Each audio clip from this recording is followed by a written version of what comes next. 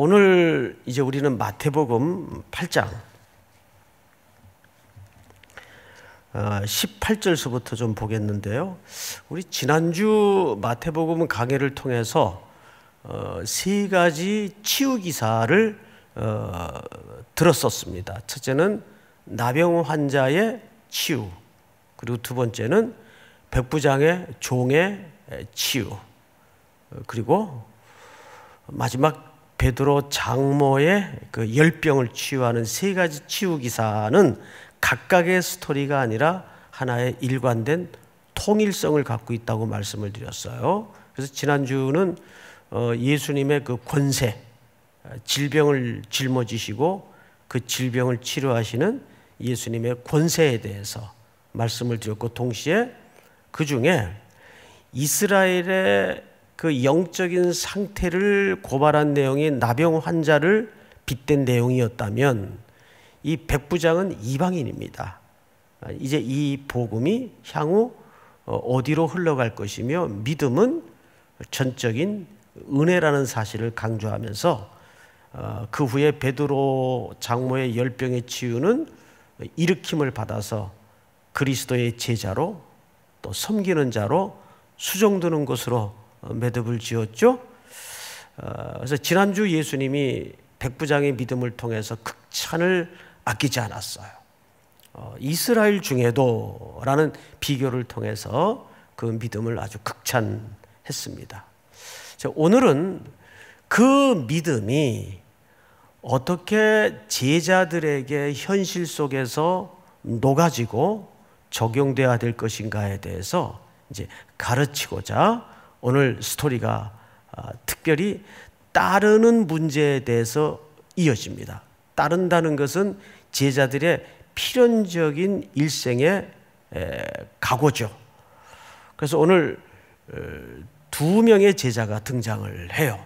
따르겠다고 나선 한 사람은 서기관, 그리고 한 사람은 이름이 밝혀지지 않은 무명의 제자. 이렇게 두 사람이 예수님을 따르겠다고 나섭니다. 자, 예수님이 이 땅에 오심으로 하나님의 왕국은 임했습니다. 그리고 그분을 따른다는 것은 무슨 말이 되냐면, 우리의 익숙하고 견고했던 삶의 터전을 떠난다는 이야기가 동시에 이루어집니다. 그리고 우리는 우리의 시민권과 신분을 새로운 왕국으로 옮겨가는 과정에 길을 떠나는 거예요. 그래서 이 삶을 보통 순례자의 삶, 또는 히브리서 11장 13절에서는 나그네의 삶으로 묘사를 해요. 우리 히브리서 11장을 한번 같이 읽어보십시다. 다 같이 시작. 이 사람들은 다 믿음을 따라 죽었으며 약속을 받지 못하였으되 그것들을 멀리서 보고 환영하며 또 땅에서는 외국인과 나그네임을 증언하였으니. 아멘. 여기 땅에서는 외국인과 뭐죠? 나그네임을 증언하였으니. 그러니까 우리는 이제 드디어 본격적으로 순례자의 길 또는 나그네의 삶에 들어선 것이죠. 그것이 제자로서 그리스도를 따르겠다고 고백하는 자들의 삶의 기본적인 토양이에요. 어떻습니까? 여러분, 정말 이 땅이, 이 세상이 여러분들에게 어떤 감각으로 느껴지십니까? 아, 우리의 삶이 정말 나그네 같다, 이렇게 느껴지십니까? 일단 질문만 던져놓고 그 나그네 삶이 어떤 삶이어야 하는가를 예수님이 이제 제자들에게 가르칩니다. 본문을 보십시다. 18절. 예수께서 무리가 자기를 애워싸는 것을 보시고 앞서 세 가지 치유 기사를 통해서 많은 군중이 모여들었어요. 보통 이렇게 군중이 몰려들면 누구나 그걸 좀 즐기고 싶고 또 누리고 싶고 또 기분 좋죠. 그런데 예수님은 사람들이 싫어서가 아니라 그런 상황이 굉장히 마땅치 않게 느껴졌던 것 같아요. 왜요? 사람들의 그 에워싸는 듯 몰려드는 상황은 각자의 욕망, 비틀려진 기대, 왜곡된 기대가 섞여 있기 때문입니다. 이제 그런 것들을 굉장히 불편하게 생각했어요. 그래서 예수님은 어떤 조치를 취합니다. 볼까요? 건너편으로 가기를 명하시니라. 이제 갈릴리 호수를 가로질러 건너편. 제가 1부, 3부 때는 이걸 착각을 하고 가버나움이라고 말씀을 드렸는데 가다라 지방이죠. 거기서 이제 돼지 치는 장면을 우리가 다음 주쯤 만나게 될 겁니다. 가다라 지방으로 가기를 명하셨어요. 자, 그런데 이때 아직 배를 타기 전이죠. 이때 아까 말씀드린 것처럼 두 사람이 이 스토리 속에 끼어듭니다. 첫 번째 사람이 서기관이에요. 자, 여러분, 서기관은 당시 유대인 사회적 통념 속에서 어떤 존재입니까? 율법학자입니다. 율법을 가르치고 평생 율법에 매몰되어서 사는 사람이에요. 그리고 이 정도 위치쯤이면 사실 중산층 이상으로 보는 것이 맞습니다. 그러니까 뭐 생활적으로도 이렇게 절박한 사람이 아니겠죠? 근데 이 사람이 느닷없이 예수님을 따르겠다고 나섭니다. 자, 이 사람의 이야기를 좀 들어보십시다. 19절. 우리 온라인으로 예배드리는 모든 성도님들 또 얼굴 서로 대면할 수 없지만 소리를 내서 한번 같이 19절을 읽겠습니다. 다 같이 시작. 한 서기관이 나와 예수께 아뢰되 선생님이여 어디로 가시든지 저는 따르리이다. 네, 이 서기관이 예수님에게 먼저 나옵니다. 근데 끝에 보니까 아주 대단한 결단을 한 듯 느껴져요. 뭘로 알 수 있냐면 어디로 가시든지 따르겠다 그래요. 그런데 이 원문의 뉘앙스를 직역해서 그대로 살리면 여기에는 상당한 좀 문제가 있습니다. 우선 이 서기관이 예수님에 대한 호칭을 뭐라고 하는가를 잘 보세요. 뭐라고 했습니까? 선생님이요, 즉 랍비요, 이렇게 호칭을 했어요. 여러분, 내가 누군가를 어떻게 호칭하느냐는 굉장히 이 관계에 중요한 문제겠죠. 보통 제자들은 주여라는 호칭을 썼습니다. 근데 그 제자들 중에도 유독 끝까지 주여라는 호칭을 쓰지 않았던 한 명의 인물을 여러분 기억하십니까? 가룟 유다입니다. 가룟 유다는 복음서를 이렇게 비교해 보면 끝까지 주여라고 예수님에게 부르질 않습니다. 선생님이요, 랍비요 이렇게 부른 거예요. 결국 그의 종말은 아시는 것처럼 그렇게 비참하게 온전히 쫓질 못하고 끝나고 말았습니다. 근데 여기 지금 서기관이 예수님에게 뭐라고 부르고 있어요? 선생님이요. 그러니까 아직은 그가 쫓겠다는 이 분이 어떤 분인지에 대해서 인식이 약하거나 부족한 상태입니다. 게다가 그 말의 끝에 어디로 가시든지 쫓겠나이다, 따르겠나이다, 이 말은 굉장한 결단인 것처럼 보이지만 사실 여기에 날카로운 분석이 좀 필요합니다. 이 말은 어디로 가시든지라는 말은 건너편 가다라 지방을 염두한 발언이에요. 그러니까 이 서기관은 따르겠다는 의도가 거기가 뭐 가버나움도 좋고 가다라 지방도 좋은데 어쨌든 선생님을 따르겠습니다라는 말은 이런 뜻입니다. 즉 예수님의 가르침과 예수님이 선포하시는 그 하나님의 나라의 가치관에 전적으로 동의가 돼서 나도 그 길을 걷겠습니다, 이렇게 동의된 고백이 아니에요. 이거를 어느 학자가 아주 절묘하게 표현을 했는데 이렇게 표현을 했어요. 제가 그 부분을 좀 읽어 드리겠습니다. 이 서기관의 본심은 학문적 관심을 가진 우호적인 추종자였을 뿐이다. 다시요. 학문적 관심을 가진 우호적인 추종자였을 뿐이다. 생각해 보세요. 구름 같은 인파가 갑자기 이분을 중심으로 언제서부턴가 모여들기 시작했어요. 서기관의 입장에서 가만히 보니까 야, 저 사람이 어쨌든 보통 사람은 아닌 것 같다. 그런데 가르침의 내용도 예사롭지 않다. 이 사람은 평생 율법에 몰두해서 연구하고 가르치고 공부한 사람이에요. 당연히 학문적 욕구나 호기심이 없을 수 없죠. 게다가 저분처럼만 내가 이해를 갖고 가르칠 수 있다면 이렇게 많은 사람들의 영광을 받는 신분적 상승을 나도 꾀할 수 있지 않겠는가, 이런 차원에서 나섰던 겁니다.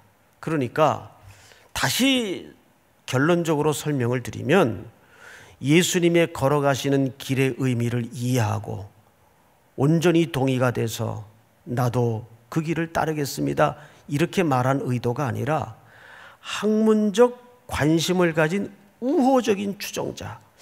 그런데요, 뜻밖의 교회 안에 이런 아류의 분들이 상당히 많다는 거죠. 예수 그리스도를 나의 구주로, 내가 그분의 십자가의 대속의 죽음이 없이는 구원받을 수 없었던 존재로 이제는 이분이 걸어가신 그 길을 나도 가겠습니다라는 그런 고백이 아닌 그냥 요즘 현대인들이 즐겨 이해하는 내용처럼 교양 과목의 한 과목처럼 기독교? 좋은 종교지. 모르고 사는 것보다는 한 자락 좀 우리가 발을 걸치고 알고 사는 것도 현대인으로서 또 하나의 액세서리처럼 교양 과목으로서 필요한 거지. 이런 류의 이야기를 심심치 않게 들어요. 우리 주변의 기독교의 이해에 대해서 이런 식으로 접근하는 분들이 굉장히 많습니다. 아이, 기독교 좋은 거지 뭐. 불교도 있고 다 종교라는 거는 사람에게 선하자고 하는 거니까 좋은 거지 뭐. 서기관도 이 정도의 이해에서 과히 멀지 않은 상태였다는 것을 우리가 놓쳐서는 안 돼요. 자, 그러자 예수님의 꺼내놓은 대답을 보세요. 20절. 예수께서 이르시되 여우도 굴이 있고 공중의 새도 거처가 있으되 인자는 머리 둘 곳이 없다 하시더라. 이 말은 그 서기관의 의중을 슬쩍 빗대어 드러내고 고발하시는 내용이에요. 여기 여우는 사실 그 학자들의 해석에 따르면 예수님이 헤롯을 갖다가 뭐라고도 표현을 했죠? 여우라고 표현을 했어요. 여우. 새는 뭡니까? 이 로마의 통치권을 얘기하는 거예요. 그러니까 그런 이 세상의 권력의 한복판에 있는 사람들은 다 자기 보금자리를 위해 살고 보금자리가 있다. 그러나 나는 이 땅에 왕으로 왔지만, 하나님의 아들로 왔지만 인자는 머리 둘 곳이 없다. 내가 가는 길은 그렇게 그대가 쫓고자 하는 영광과 부귀가 약속된 길이 아니다 하면서 여기에 독특한 신학적 이해가 필요한 표현 하나를 남겼단 말이에요. 그게 인자라는 표현이에요.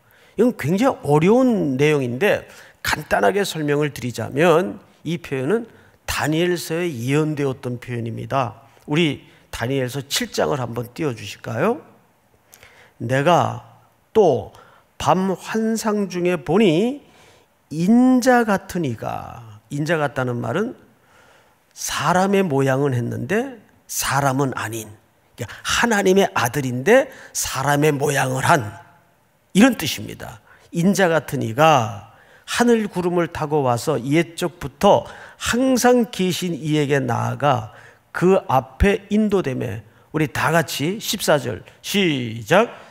그에게 권세와 영광과 나라를 주고 모든 백성과 나라들과 다른 언어를 말하는 모든 자들이 그를 섬기게 하였으니 그의 권세는 소멸되지 아니하는 영원한 권세요 그의 나라는 멸망하지 아니할 것이니라. 네, 이것은 장차 인자의 모습으로 오실 하나님의 아들의 강림을 얘기하고 예언하는 겁니다. 이것이 어떻게 성취되는가? 우리 19장을 한번 볼까요? 마태복음. 예수께서 이르시되 내가 진실로 너희에게 이르노니 세상이 새롭게 되어 인자가 자기 영광의 보좌에 앉았을 때, 여기 인자가 나오죠? 인자가 자기 영광의 보좌에 앉았을 때 나를 따르는 너희도 12보좌에 앉아. 누구를 따르는? 나를 따르는 12보좌에 앉아 이스라엘 12지파를 심판하리라. 그러니까 이 나라는 이 땅에 속한 나라가 아니란 말이에요. 우리는 이 땅에 속한 나라의 왕을 따르는 게 아니에요. 그 다음 20장을 한번 볼까요? 우리 전체 다 같이 시작. 보라, 우리가 예루살렘으로 올라가노니 인자가 대제사장들과 서기관들에게 넘겨짐에 그들이 죽이기로 결의하고. 이건 매우 중요한 본문입니다. 예수님이 예루살렘으로 올라가는데 정권을 탈취하기 위해서 올라가는 게 아니라 그 정권 잡은 자들에 의해서 죽기 위해서 올라가는 거예요. 그러니까 예수님은 예루살렘을 향해서 왜 올라가시죠? 십자가에 인류의 죄의 문제를 해결하기 위해서, 대속의 죽음을 죽기 위해서 올라가시는 겁니다. 예수님은 인자와 같은 모습으로 그래서 이 땅에 오신 거예요. 이거를 지금 누구에게 그 속내를 들추어내면서까지 설명하고 있는 겁니까? 서기관. 네가 나를 따르고자 하는 의중은 뭐냐 도대체? 사람들이 애워싸니까 이 땅에 영광이 목말라서, 이 땅에 인기가 목말라서 나를 쫓는다고 하는 거 아니냐? 여우도 굴이 있고 새도 거처가 있지만 나는 인자는 머리 둘 곳이 없다. 인자라는 표현을 쓰는 거예요. 내가 이 땅에 무엇을 위해서 왔고 내가 걷는 길의 의미가 내가 무엇인지를 아느냐? 나는 죽음의 길을 지금 가고 있다. 그리고 냉엄하게 돌려 세웁니다. 사실은. 자, 그리고 이제 두 번째 인물로 우리의 포커스를 좀 옮겨 보십시다. 몇 절을 보시냐 하면 21절입니다. 제자 중에 또 한 사람이, 자, 두 사람 중에 마지막 사람인데 여기에는 유독 또 한 사람이라는 표현을 함으로써 앞의 인물과 대조를 위한 이야기 장치임을 놓쳐서는 안 돼요. 또 한 사람이라는 표현은 앞의 사람과 별개의 이야기라는 말이 아니라 대조와 대비를 위한 어떤 의중을 이 사람의 따름 속에 담아내고 싶었던 겁니다. 성경을 보십시다. 또 한 사람이 이르되 주여 내가 먼저 가서 내 아버지를 장사하게 허락하옵소서. 여러분, 유대인들에게 결혼식도 참 중요한 날이지만 집안에 특별히 부모가 돌아가셨을 때는 그 장례를 어떻게 치르느냐가 그 사람의 평판이 돼요. 공동체의 큰 평판이 됩니다. 그래서 유대인들은 이 장례식이 굉장히 허례의식이 많고 과잉된 식이 많아요. 그래서 우는 사람도 사서 동원하고 조객도 동원하고, 그러니까 만약에 아버지가 돌아가셨는데 장례를 잘못 치르면, 소홀하게 치르면 욕이 되는 거예요. 이걸 정통 유대인의 예수님이 모르실 리가 없어요. 그런데 그 다음에 예수님의 대답은 조금 섬뜩할 정도로 냉철하게 이런 지하에 거절을 해버리십니다. 자, 볼까요? 22절. 우리 온라인 성도 여러분, 또 우리 교육자님들 한번 한 음성으로 22절 다 같이 시작. 예수께서 이르시되 죽은 자들이 그들의 죽은 자들을 장사하게 하고 너는 나를 따르라 하시니라. 네. 자, 이 말이 보통 우리가 이런 구절을 뭐라고 표현하냐 하면 성경 난제 구절이라 그래요. 이 학자들마다 이것 때문에 오랜 세월 갑론을박이 유난히 심했던 구절이기도 합니다. 어쨌든 요지는 예수님이 그 한 제자의 요청에 대해서 딱 잘라버린 겁니다. 안 그래도 우리 기독교인들이 일반인들로부터 가장 비난과 욕을 먹는 게 이 에베에미도 모르는 종교라 그러잖아요. 그 대표적인 이유가 제사 안 하기 때문에. 그런데 성경을 종합적으로 꼼꼼히 살펴보면 기독교만큼 효에 대해서 강조하는 종교가 없어요. 10계명 중에 1계명서부터 4계명까지가 대신관계입니다. 그리고 5계명서부터 10계명까지가 대인관계인데 그 첫 번째 계명인 5계명이 부모를 공경하랍니다. 그 공경이라는 말은 가장 중요하게 여기다 그 뜻이에요. 가장 중한 자리에 부모를 여겨라 그 말이에요. 공경이라는 말은 이것이 옳으니라, 그것이 본성이다 그 말이에요. 본성이다. 옳다라는 말은 맞다 틀리다의 반대 개념이 아니고 이것이 인간이면, 하나님의 형상대로 창조된 인간이면 이것은 본성이다 그 말이에요. 그 정도로 효를 강조한 종교는 없어요. 제사란 우상 숭배와 직결되는 문제이기 때문에 금했을 뿐이에요. 자, 그런데 문제는 오늘 예수님의 이 서늘한 서리빨 같은 거절은 과연 무슨 뜻일까? 다시 한번 읽어보면 죽은 자들이 그들의 죽은 자들을 장사하게 하고, 이 죽은 자들, 죽은 자 네크로스라는 말의 용례를 여러분들이 조금 이해하실 필요가 있어요. 그래서 해석을 보니까 이 한 절을 놓고 무려 8가지의 해석들이 있더라고요. 그래서 그걸 다 소개할 수는 없고 몇 가지만 소개하고 마지막 그러면 우리는 어떤 해석을 취해야 될 것인가, 그 부분만 한번 같이 생각을 해보도록 하겠습니다. 우선 네크로스라는 말은 첫 번째가, 이건 아람어인데 아람어를 사본학적으로 옮기는 과정에서 실수를 했다. 원래 이 죽은 자가 아니고 이 말이 갖는 의미는 흔들리는 자, 왔다 갔다 하는 자라는 아람어와 이 죽은 자라는 아람어가 스펠이 상당히 유사해요. 그래서 번역이 아니라 옮겨 쓰는 과정에서 실수를 했을 것이다, 이런 설이 있어요. 근데 이건 굉장히 신빙성이 약합니다. 두 번째는 유대 관습에서 죽은 자라고 표현하는 것은 장례 치르는 전문인들, 그런 사람들을 보통 네크로스, 죽은 자들이라고 유대인들은 말하곤 했습니다. 이거는 사회적 통념이었어요. 그리고 또 하나가 케네스 베일리라는 학자가 얘기한 건데, 이게 여태까지는 가장 설득력 있는 해석이었습니다. 아직 이 아버지는 안 죽은 거예요. 근데 이 제자의 말은, 따르겠다고 나선 사람의 말은, 우리 아버지가 아직 살아계시니까 돌아가실 때까지는 내가 공양을 하다가 돌아가시고 나면 장례를 치르고 와서 따르겠습니다. 이게 이제 케네스 베일리라는 학자의 해석이에요. 그런데 이 해석 또한 취할 수 없는 이유가 뭐냐면 예수님의 서리빨 같은 이 본문의 의도를 너무 마일드하게 약화시켜버려요. 그래서 그 해석은 사실상 맞질 않습니다.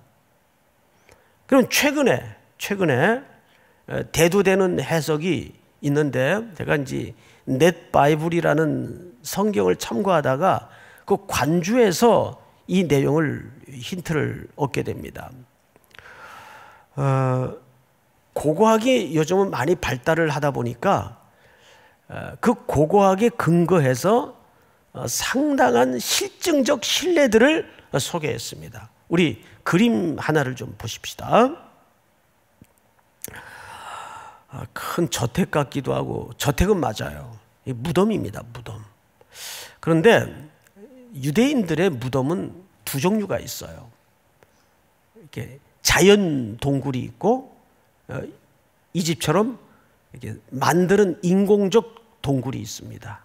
그러니까 이 정도 규모면 사실 꽤 잘 사는 집 무덤으로 봐야 됩니다. 그리고 유대인들의 매장법은 동굴에 안치하는 게 매장이에요. 우리처럼 땅을 막 파가지고 흙을 덮고 이런 것을 매장이라고 하질 않습니다. 자, 여기 석관이 보이죠? 그 석관에 시신을 놓겠죠. 그러면 기우상, 유대인들의 기우상, 저 시신이 완전히 부패되는 데까지가 약 1년이 걸린답니다.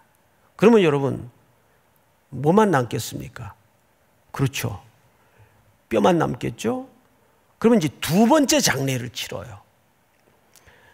그 뼈를, 지금 보는 현장이 첫 번째 동굴이고 그 뒤쪽으로 또 뚫어진 굴들이 보여요. 동굴이. 거기에는 뭐가 있냐면 조상들의 뼈들이 있어요. 그러니까 이게 가족묘입니다. 조상들의 뼈가 있어서 다 살이 썩고 뼈만 남은 유골을 가져다가 그 조상들의 뼈 위에다가 놔요. 이 과정을 히브리 말로 뭐라고 얘기를 하냐면 네에스푸라 그래요. 네에스푸. 이 말을 우리 한글로 어떻게 번역을 했는가 하면 돌아가다. 그래서 성경에 보면 조상들에게로 돌아갔고라는 말이 이 과정에서 나옵니다. 그러니까 앞에 굴에서 다 썩은 뼈만 남은 뼈를 거두어서 조상들의 있는 뼈 위에다가 얹는 것을 돌아간다 그래요. 누구에게로? 조상들에게로. 네스프. 대표적인 성경 구절이 사사기 2장 10절에 보면 다 조상들에게로 돌아갔고. 그러니까 여기에 등장한 이 제자는 첫 번째 장례를 말하는 것이 아니라 두 번째 장례를 말하는 것으로 규정을 할 수가 있죠. 그러니까 예수님의 말씀의 요지는 뭐예요? 우리가 8가지 해석 중에서 어떤 해석을 취하든 그것이 큰 본문에 지장을 주진 않아요. 중요한 초점을 우리가 놓쳐서는 안 되는데 우선순위를 얘기합니다. 예수님을 따르는데 지금 오늘 모든 일관된 주제가 따름에 관한 주제예요. 우리가 순례자로 나그네로 예수님을 따른다는 게 도대체 어떤 문제인가? 전부 따름에 관한 문제인데 이 제자는 서기관의 따름의 의도보다는 한층 깊고 나은지는 몰라도 어디에서 걸렸어요? 우선순위 문제에서 걸렸어요. 예수님을 따른다는 것은 모든 삶의 중심을 그분을 내 삶의 첫 자리에 놓고 나머지 모든 절대 주권은 그분께 이양해야 되는 거예요. 그것이 정말 따르는 겁니다. 예수님이 두 번째 자리에 가서는 안 돼요. 우리 누가복음 14장을 한번 볼까요? 수많은 무리가 함께 갈새 예수께서 돌이키사 이르시되 무릇 내게 오는 자가 자기 부모와 처자와 형제와 자매와 더욱이 자기 무엇까지? 목숨까지 어떻게 하지 아니하면, 미워하지 아니하면 능히 내 제자가 되지 못하고. 2000년 전 유대 땅에 살았던 이스라엘 사람들이 이 본문을 들었을 때 어느 누구도 이걸 문자적으로 이해한 사람은 없었을 거예요. 이건 뭐죠? 뭐 하나를 강조하기 위한 수사법이에요. 화법이에요.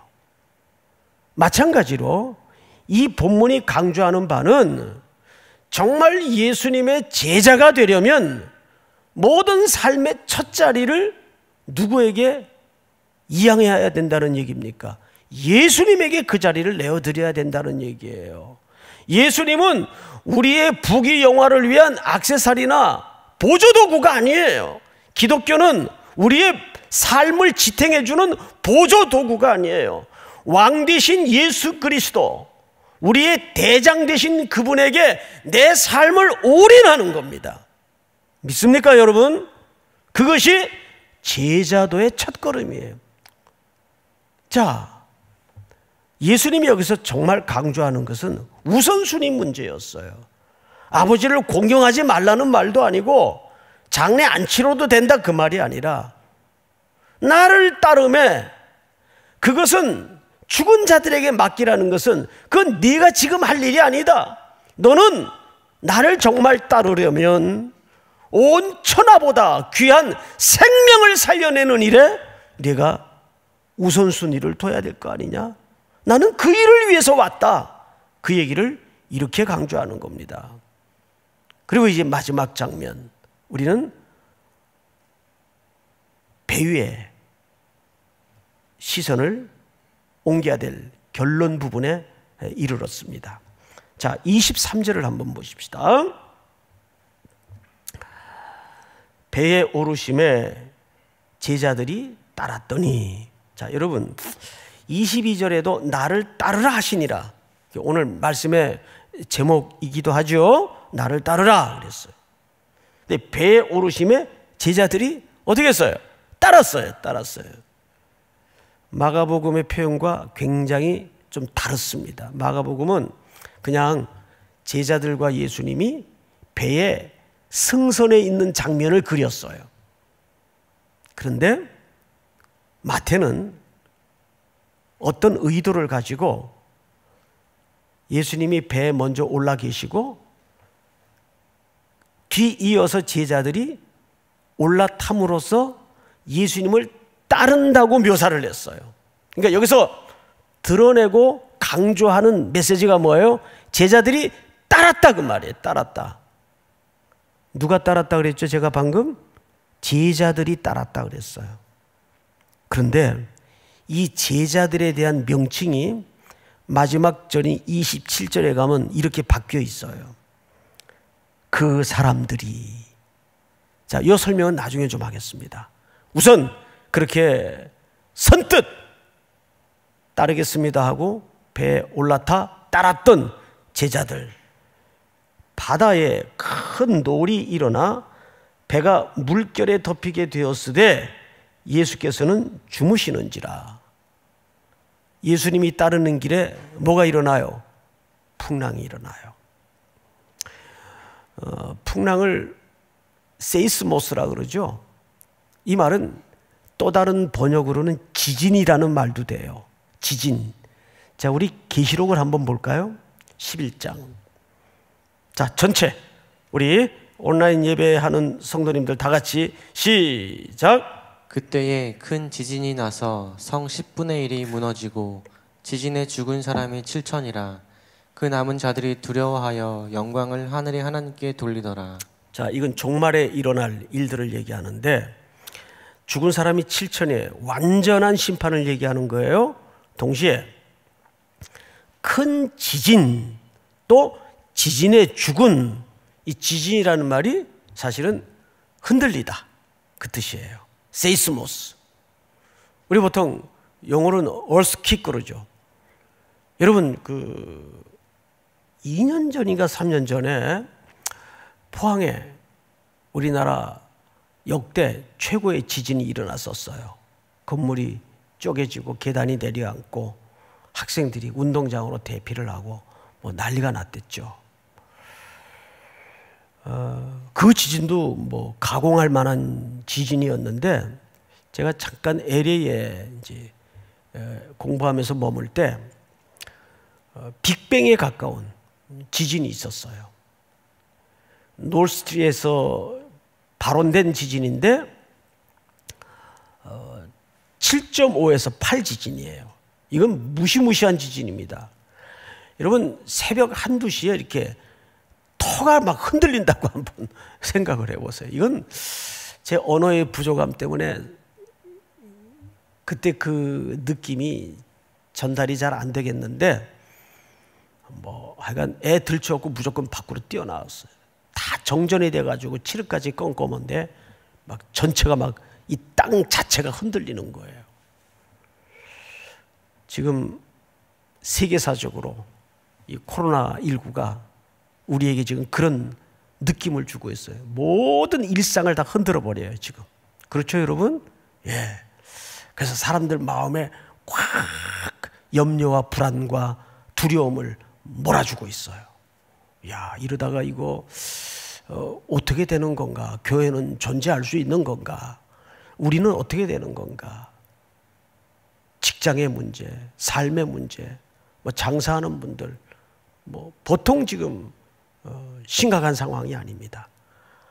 그 다음에 조국 대한민국은 또 진영, 보수 진영으로 나누어져서 그 진영 논리에 빠져 있어요. 온 나라가 코로나로 또 지금 걱정에 빠져 있어요. 제자로 살겠다고 따라 나섰는데 제자로 살겠다고 따라 나서면 밥이 저절로 생기고 아무 걱정, 염려, 근심 없고 병도 안 걸리고 그러질 않잖아요. 배에 올라탔는데 큰 풍랑이, 모든 걸 한꺼번에 흔들어버리는 풍랑이 일어난 거예요. 어떻게 해요? 저도 코로나 이 검사를 받고 나서 목양실에 꼼짝 못하고 어제 늦은 저녁까지 갇혀 있으면서 참 많은 생각을 하게 됐습니다.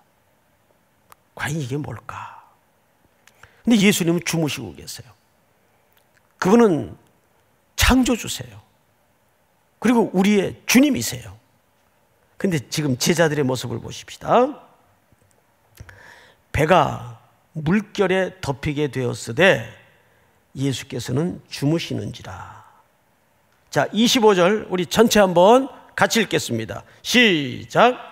그 제자들이 나와 깨우며 이르되 주여 구원하소서 우리가 죽겠나이다. 네, 제자들이 따르는 자들이에요. 주여 우리 살려주세요. 우리가 죽겠나이다. 근데 이들의 언어 속에서 예수님에 대한 호칭이 뭘로 불리워지고 있죠? 주여, 주여. 제가 이 호칭 앞에 한참 머물러 서 있었습니다. 과연 우리가 습관처럼 주님이라고 고백할 때 과연 나는 어떤 주님을 고백하고 있는가? 주라는 말은 무슨 뜻이에요? 여러분들이 하나님을, 여러분들이 예수님을 주님이라고 부를 때 어떤 뜻으로 주님이라고 부르고 있습니까? 그분이 정말 주님이세요? 주님이라는 말은 나를 포함한 만물의 주권자요, 주인이란 뜻입니다. 모든 운영과 경영이 그분 손 안에 있다는 거예요. 믿습니까, 여러분? 그 고백으로 주여라고 고백을 해야 돼요. 그런데 이들은 지금 혼돈에 빠져 있어요. 이분 주여인데 이들의 행동은 주님이 없어요. 이런 이중적인 모습. 성경을 보십시다. 예수께서 이르시되 어찌하여 무서워하느냐? 그리고 뭘 지적하시죠? 믿음이 작은 자들아. 믿음이 작은 자들아. 이들의 뭘 지적하십니까? 믿음. 전주에 강조되었던 그 믿음. 도대체 그대들의 믿음은 어디다 쓰는 거냐?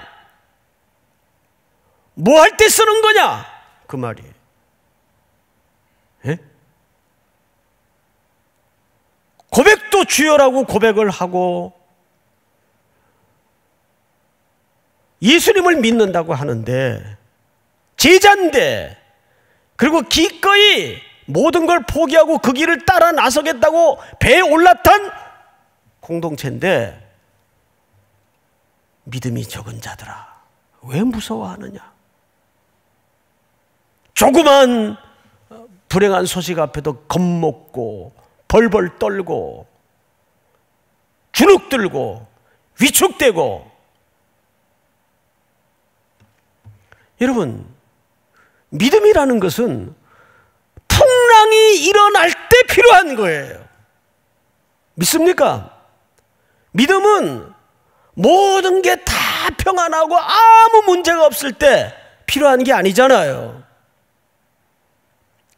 제가 지난 수요일 날 2부 때 우리 박영규 목사님이 설교를 하셨는데 은혜를 많이 받았어요. 그 설교하면서 그 소개한 영화가 하나 있어요.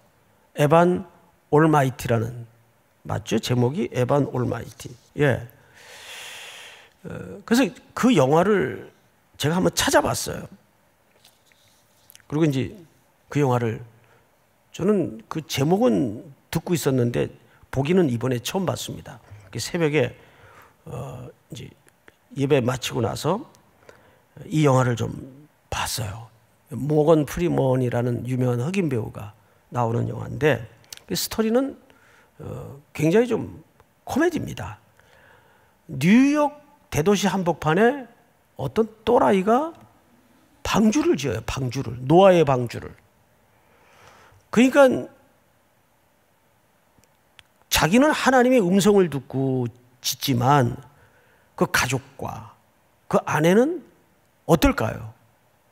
돌아버리는 거죠. 어느 레스토랑에서 이제 식사를 하고 있는데 그 모건 프리먼하고 이 아내와 대화가 이루어지는 겁니다. 그래서 그 영상을 보다가 그걸 받아 적었어요. 자막을. 뉴욕 그 한복판에서 노아의 방주를 만드는 얼간이. 그러면서 그 모건 프리먼이 하는 얘기가 이런 얘기입니다. 사람들은 노아의 방주를 심판에 초점을 맞추지. 팩트는 그게 맞아요.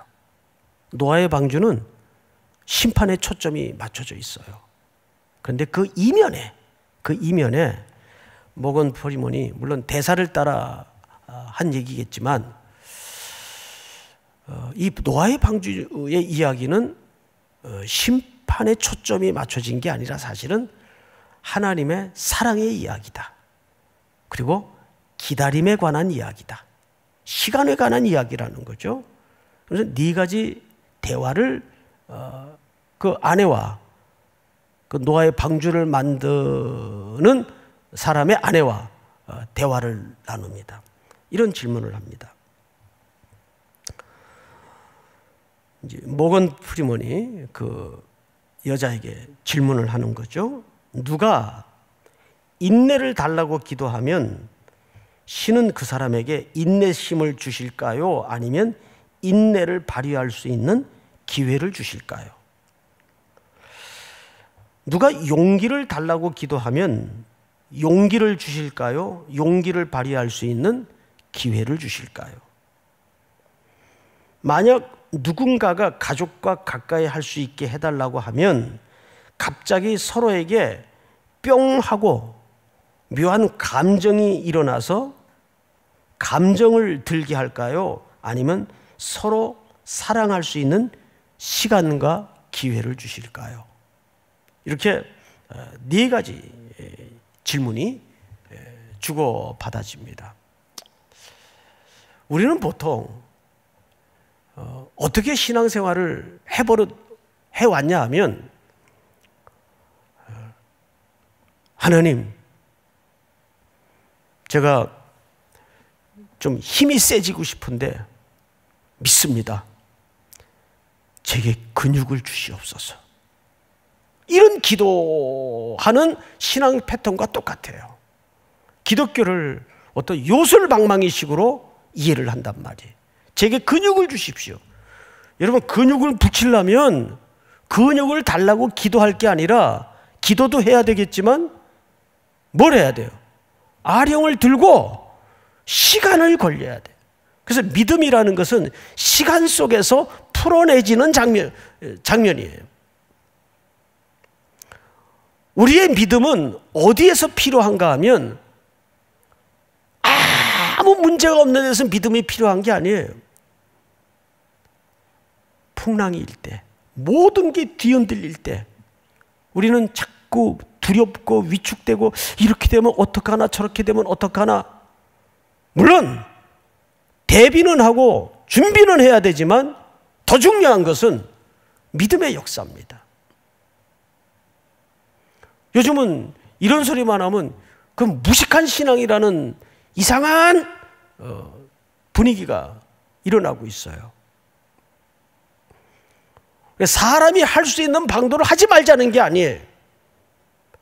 그 믿음을 강조하는 것이 뭐냐면, 사람이 할 수 있는 일을 하자는데 오히려 역설적인 초점이 있는 겁니다. 사랑하는 우리 온라인으로 예배하는 모든 삼일교회 성도 여러분, 또 일반 성도 여러분, 오늘 주님을 그렇게 모든 걸 포기하고 따르겠다고 배에 올랐던 이 제자들은 27절을 보면 희한한 결론으로 맞춰집니다. 27절, 그 사람들이, 제자들이 아니에요. 그 사람들이 놀랍게 여겨 이르되, 이가 어떤 사람이기에 바람과 바다도 순종하는가? 여기엔 당연히 누구도 포함되어 있을까요? 예, 제자들도 포함되어 있죠. 근데 이 사람들의 입에서 이구동성으로 나온 얘기가 뭐예요? 이분이 도대체 어떤 사람인데? 저는 여기에서 놀라운, 전혀 이 스토리와는 관계없는 것 같은 예수님의 의도가 발견이 돼요. 예수님은 풍랑에 초점이 있는 게 아니에요. 그걸 다스리는 게 초점이 있는 게 아니에요. 우리가 따름의 길을 걸어가는 여정에, 노정에 수많은 일들을 부딪히고 만나지만, 그 속에서 누구를 배우게 만드는 겁니까? 하나님을 배우게 만드는 거예요. 그리스도를 배우게 만드는 거예요. 이 약속의 말씀이 또 한 주를 살아낼 우리 모든 성도들에게 큰 원칙이 되고 기초가 되는 은혜가 있기를 주님의 이름으로 축복합니다.